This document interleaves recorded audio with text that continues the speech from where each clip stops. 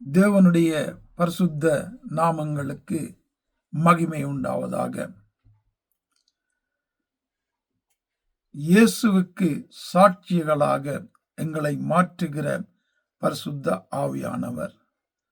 அப்போஸ்தலர் 1:8 நாங்கள் அதை பார்க்கிறோம்.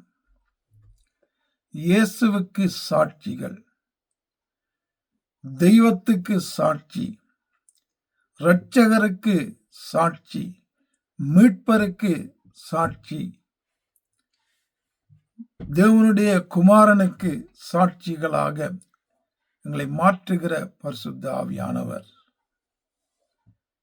அப்படி அந்த பரிசுத்த ஆவியானவரால அந்த கிருபையை பெற்றுக்கொண்ட நாங்க இயேசுவுக்கு சாட்சிகளாக, அவரை பிரதிபலிக்கிறவர்களாக, அவரை போல பிதாவின் சித்தத்தை செய்கிறவர்களாக, பரிசுத்தத்துக்கு முக்கியத்துவம் கொடுக்கிறவர்களாக, எங்களுடைய சுயமாய் பேசாதபடி தெய்வம் சொல்லுகிறதை, சத்தியம் சொல்லுகிறதை பேசுகிறவர்களாக, இயேசுவுக்கு ஆவியானவருக்கு சாட்சியாய், இயேசுவுக்கு சாட்சியாய், பிதாவுக்கு சாட்சியாய் நாங்கள் வாழுகிறோமா என்பதை தேவ சமூகத்தில் ஒரு விசை நாங்கள் யோசிக்க வேண்டும்.